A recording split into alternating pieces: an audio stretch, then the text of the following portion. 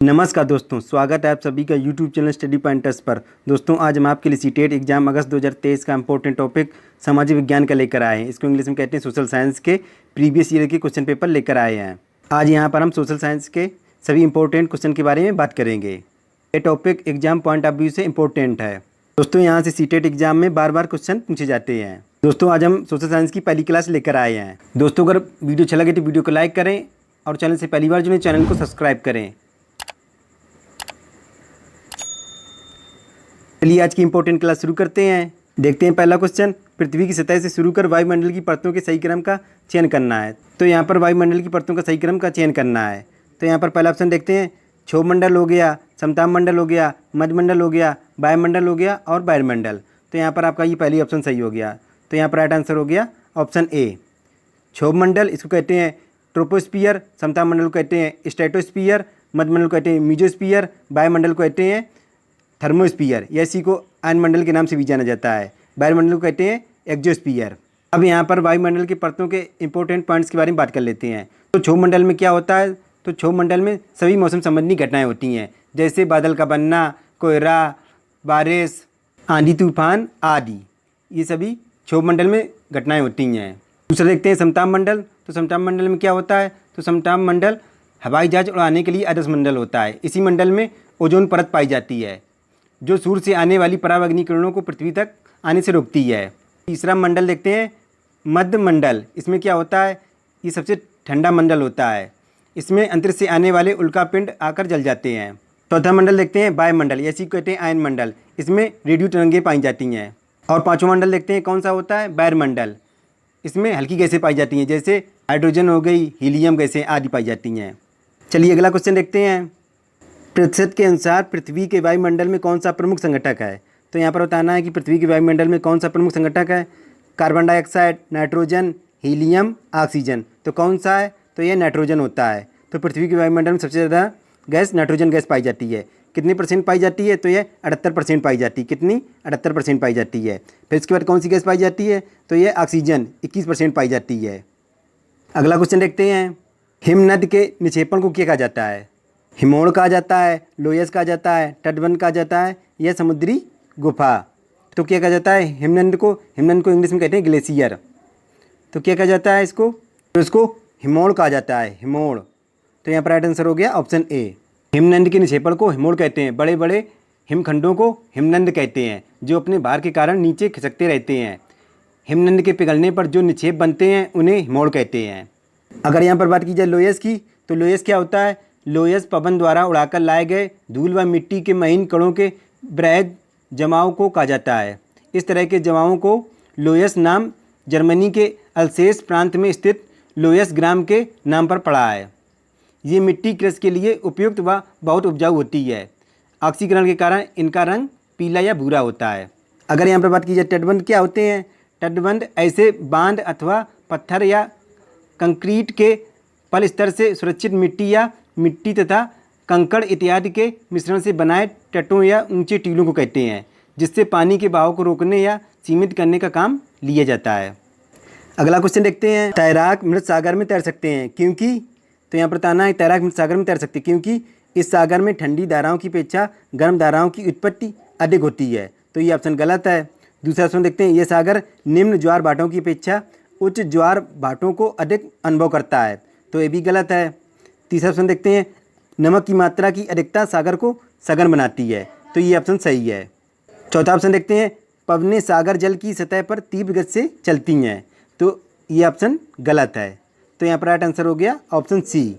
तैराक मृत सागर में तैर सकते हैं क्योंकि नमक की मात्रा की अधिकता सागर को सघन बनाती है। मृत सागर में नमक की अधिकता के कारण इसे साल्ट सी के नाम से भी जाना जाता है। यह दक्षिण पश्चिम एशिया में इजराइल और जॉर्डन के मध्य स्थित है। इजराइल के मृत सागर में 340 ग्राम प्रति लीटर लवणता पाई जाती है। अगला क्वेश्चन देखते हैं, भूमि के उपयोग संदर्भ में ए और बी कथनों पर विचार कीजिए और सही उत्तर का चयन कीजिए। तो यहाँ पर सही उत्तर का चयन करना है ए और बी कथनों में। तो यहाँ पर पहला कथन देखते हैं, भूमि उपयोग से आशय भूमि का केवल कृषि और वन के लिए उपयोग है। तो ये गलत है।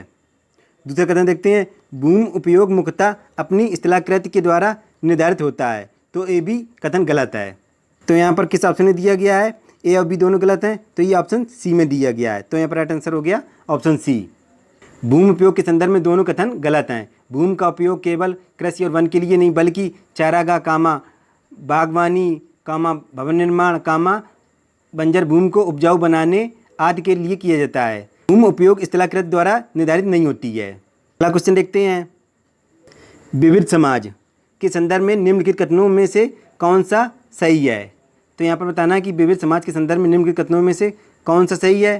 पहला देखते हैं, जिसमें संस्कृति और सत्ता में विभिन्नताएं मिलती हों, तो ये गलत है। दूसरा देखते हैं, जिसमें भाषा कौमा धर्म और संस्कृति में समानताएं होती हैं, तो ये भी ऑप्शन गलत है। ऑप्शन देखते हैं, जिसमें भाषा कौमा संस्कृति और धर्म में विभिन्नताएं और समानताएं पाई जाती हैं, तो ये ऑप्शन सही है क्योंकि इसमें दोनों पाई जा रही हैं, विभिन्नताएं और समानताएं दोनों पाई जाती हैं भाषा संस्कृति और धर्म में। चौथा ऑप्शन देखते हैं, वह समाज जिसमें भाषा कौमा धर्म और संस्कृति में विभिन्नताएं और असमानताएं पाई जाती हैं, तो यहाँ पर असमानताएं, ये भी ऑप्शन गलत है।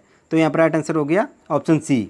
विविध समाज उस समाज को कहा जाता है जिसमें भाषा कौमा संस्कृति और धर्म में विभिन्नताएं और समानताएं पाई जाती हैं। भारत जैसे बहुलतावादी समाज में भाषा कौमा संस्कृति कौमा धर्म कौमा रीति रिवाज कौमा खान पान कौमा क्षेत्र संबंधी अनेक विभिन्नताएं तो हैं, किंतु इन विभिन्नताओं के होते हुए भी उनमें असमानता नहीं है। सभी का अपना अपना स्थान और महत्व है। इसीलिए शिक्षण की ऐसी व्यवस्था करनी चाहिए ताकि विद्यार्थी अपने विविधतापूर्ण समाज के प्रति संवेदनशील हो और उनका सम्मान करे। अगला क्वेश्चन देखते हैं, निम्नलिखित कथनों में से कौन सा लिंग यानी जेंडर रूढ़बद्ध धारणा को चुनौती देता है। तो कौन सा देता है, महिलाएं फैशन परस्त होती हैं, तो ये ऑप्शन गलत है। दूसरा ऑप्शन देखते हैं, महिलाएं जिम्मेवार वाहन चालक होती हैं, तो ये ऑप्शन सही है। तीसरा ऑप्शन देखते हैं, महिलाएं पालन पोषण करने वाली होती हैं, तो ये ऑप्शन गलत है।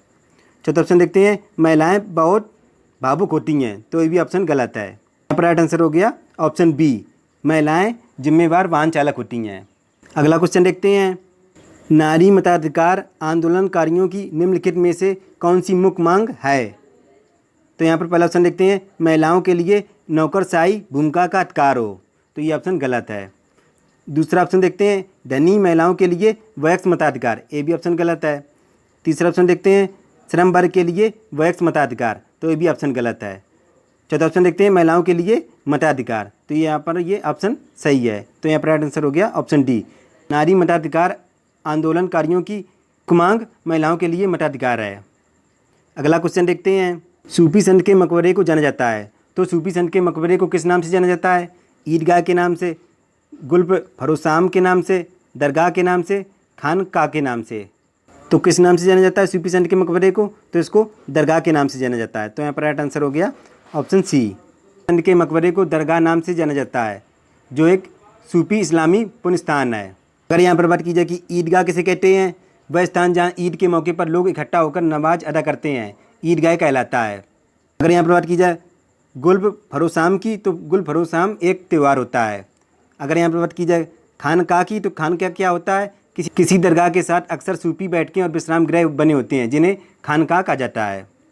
अगला क्वेश्चन देखते हैं, एक सामाजिक विज्ञान के अध्यापक अध्यापिका का निम्न में से कौन सा लक्ष्य होना चाहिए, सापेक्ष महत्व का निर्माण कराना, पाठचर्या को पूरा करना, परीक्षा उत्तीर्ण कराना, कंठस्थ कराना। तो क्या होना चाहिए, तो एक सामाजिक विज्ञान के अध्यापक अध्यापिका का लक्ष्य, तो इसका लक्ष्य होना चाहिए सापेक्ष महत्व का निर्माण कराना। तो यहाँ पर राइट आंसर हो गया ऑप्शन ए। अगला क्वेश्चन देखते हैं, सामाजिक और राजनीतिक विज्ञान की पाठ्यपुस्तकों को विकसित करते समय निम्नलिखित उपागमों में से किसे उपयुक्त समझा गया है। तो यहाँ पर पहला कथन देखते हैं, प्रत्यक्ष उदाहरणों तथा अनुभवों से सीखना, तो ये बिल्कुल सही है। तो यहाँ पर बच्चे को प्रत्यक्ष उदाहरण दिखाए जाएँ और बच्चा इनके उदाहरणों से अनुभव करके सीखता है। दूसरा कथन देखते हैं, तथ्यों और आंकड़ों का स्मरण आधारित सीखना, तो ये गलत है। तो यहाँ पर किस ऑप्शन में दिया गया, पहला सही है, तो ये चौथे ऑप्शन में दिया गया। तो यहाँ पर राइट आंसर हो गया ऑप्शन डी। तो यहाँ पर ये केवल ए होगा, प्रत्यक्ष उदाहरणों तथा अनुभव से सीखना। अगला क्वेश्चन देखते हैं, निम्नलिखित में से कौन ग्राम पंचायत में चुनकर आते हैं और कार्य संभालते हैं। तो कौन चुनकर आते हैं, पहला देखते सरपंच, वार्ड के सदस्य, सचिव, ग्राम सभा के सदस्य। तो कौन चुनकर आते हैं, तो ये सरपंच आते हैं और ये वार्ड के सदस्य।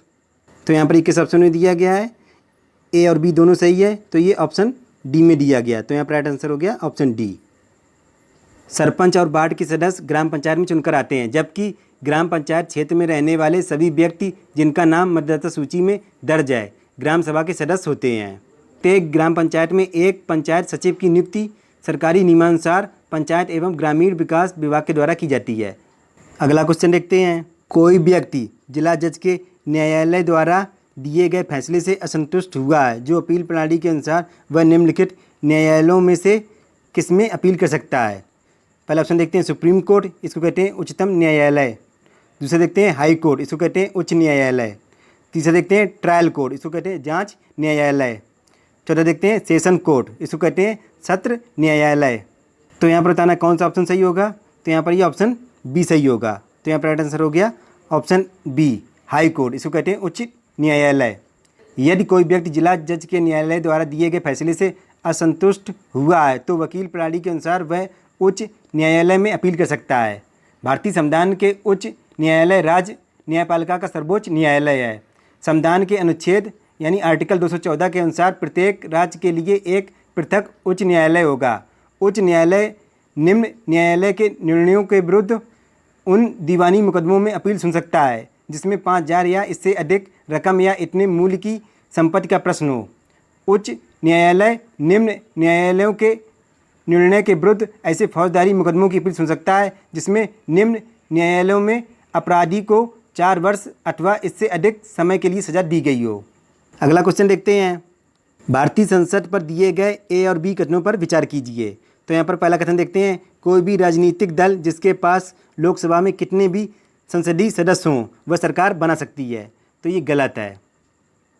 दूसरा कथन देखते हैं। लोकसभा राज्यसभा और राष्ट्रपति संसद के अंग होते हैं। तो ये सही है। संसद के कितने अंग होते हैं। तो 3 अंग होते हैं। कौन। लोकसभा, राज्यसभा और राष्ट्रपति। तो यहाँ पर 21 ऑप्शन में दिया गया है केवल बी सही है। तो ये पहले ऑप्शन में दिया गया। तो यहाँ पर राइट आंसर हो गया केवल बी सही है, ऑप्शन ए। भारत की संसद राष्ट्रपति और दोनों सदनों से मिलकर बनी है, अर्थात लोकसभा राज्यसभा और राष्ट्रपति संसद के अंग हैं। निम्न सदन को लोकसभा कहते हैं और उच्च सदन को राज्यसभा कहते हैं। संसद के दोनों सदनों से पारित विधेयक राष्ट्रपति की अनुमति के बिना विधि नहीं बन सकता है। कोई भी राजनीतिक दल लोकसभा में बहुमत के आधार पर ही सरकार बना सकती है, ना कि कोई भी राजनीतिक दल जिसके पास लोकसभा में कितने भी संसदीय सदस्य हों। चलिए आज का अंतिम क्वेश्चन देखते हैं। इतिहास का अध्यापन निम्नलिखित में से किस पर केंद्रीभूत होना चाहिए। पहला कथन देखते हैं। बहुप्रदर्शनों की संकल्पना और ऐतिहासिक विविधता के भाव का निर्माण। तो ये सही है। दूसरा कथन देखते हैं। विद्यार्थियों को ऐतिहासिक परिप्रेक्ष्य में रहने की परिकल्पना के लिए प्रोत्साहित करना और अनुभवों के साथ जोड़ना। तो ये भी सही है। तो यहाँ पर ये दोनों कथन सही हैं। तो यहाँ पर किस ऑप्शन में दिए गए हैं। तो ये ऑप्शन बी में दिए गए हैं। ए और बी दोनों सही हैं। तो यहाँ पर राइट आंसर हो गया ऑप्शन बी। इतिहास का अध्यापन केंद्रीभूत है बहुप्रदर्शनों की संकल्पना और ऐतिहासिक विविधता के भाव के निर्माण में एवं विद्यार्थियों को ऐतिहासिक परिप्रेक्ष्य में रहने की परिकल्पना के लिए प्रोत्साहित करना और अनुभवों के साथ जोड़ने में है। चलिए इसी के साथ आज का इंपॉर्टेंट लेक्चर कंप्लीट हुआ और आपको ऐसा लगा हमें कमेंट बॉक्स में जरूर लिखकर बताएं। दोस्तों अगर वीडियो अच्छा लगा हो तो वीडियो को लाइक करें, अपने दोस्तों को शेयर करें। दोस्तों आपके एक लाइक से हमें मोटिवेशन मिलता है जिससे हम अच्छा कंटेंट आपके लिए प्रोवाइड करा सकें। दोस्तों अगर चैनल से पहली बार जुड़े चैनल को सब्सक्राइब करें और बेल आइकन के बटन को प्रेस करें जिससे आने वाली वीडियो की नोटिफिकेशन आपको सबसे पहले मिल सके। मिलते हैं सोशल साइंस की दूसरी क्लास में, तब तक के लिए goodbye, have a nice day.